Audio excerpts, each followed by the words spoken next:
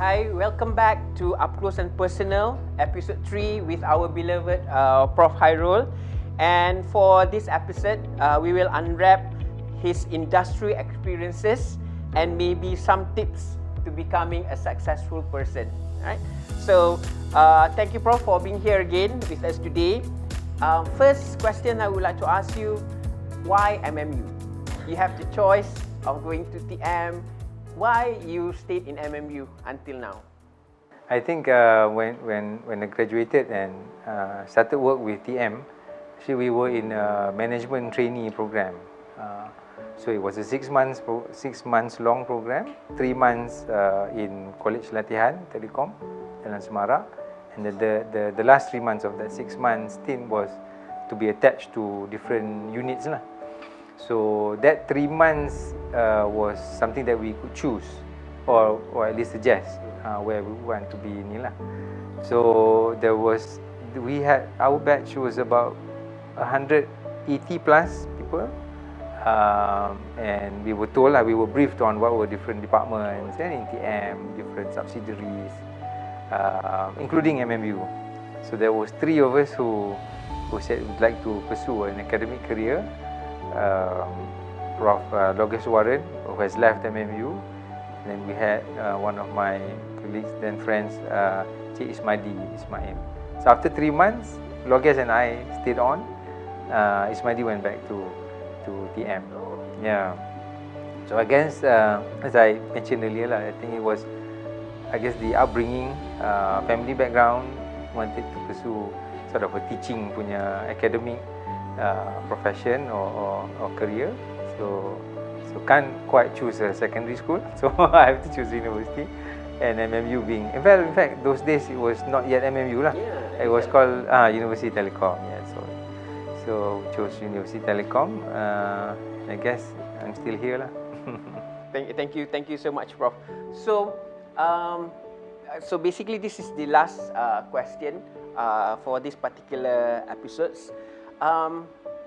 What would be your advice to the students, the millennials, the Gen Z right now, on how to become a successful like yourself, Prof? It's a hard one. I think one, if I can share, is I think we should do things that you believe would contribute to society, something that would benefit people around you, people who are your customers, because in the end, whatever that you want to pursue, whether it's your career, monetary gains, a profit, etc., would naturally come because you have, provided benefit to others around you. It can be your family, it could be your friends, it could be your customers. And I guess in our setting, being in the university, is the students. I get this question about, especially alumni who come back after a few years. Prof, you're still here. You haven't graduated. So I've always gotten satisfaction, especially in teaching now. Of course, I've not taught for a while.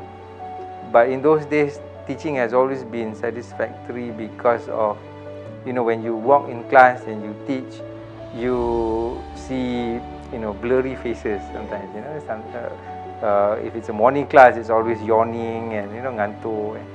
But when you teach and you do it well, you can sense that smile, that sense of, oh yeah, now I understand. And I think that is so much more satisfactory than, of course, I still like my salary at the end of the month, but it brings in more value lah. It's something that you really can cherish, and especially when they graduate, during convocation, they come back, they say thank you, and that smile, it's really meaningful and valuable. So it's sort of a sign to tell you that you've contributed something for him, for his family, and so on. So that's something that I've always cherished, and I think people can always relate to that in whatever they do, whether they're an accountant, whether they are an entrepreneur, whether they are, graphic artist, in your own way, as long as you can benefit society, and I think you can go home and sleep well and, knowing that you've done something.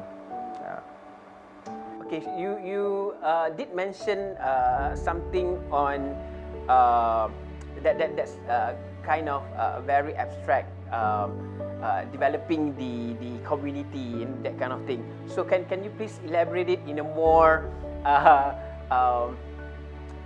more easier to understand, Prof?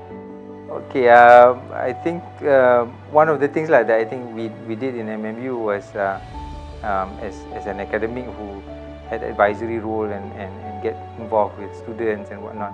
I think one of the things that we pushed was volunteerism, getting students to do different projects and how they can go out and benefit society through activism, kan? So I think volunteerism ni, if our younger generation can pick up through whatever your skills, your anything that you can contribute, your time, your creativity, yeah, that eventually can help others, and you're not expecting anything in return. This approach to helping elderlies, for example, cleaning up the beach, sort of thing, will go a long way, because as somebody who's volunteering, wanting to do extra things, is a value much sought after by as from your boss, katakan they are asking who would like to do this, and you'll be the first one coming up to volunteer. So volunteering, not expecting much in return, will be something that our younger generation can try to adopt, and I think it will definitely contribute to their career life, to their personal life, and will go a long way. Thank you. Thank you, Prof, for your time, and thank you very much again for everyone who have been watching these episodes of Up Close and Personal. On behalf of the Center of Alumni, me, Aziz, the host for the Up Close and Personal with Prof Hairul, is signing off. Thank you so much, and till we meet again. Assalamualaikum.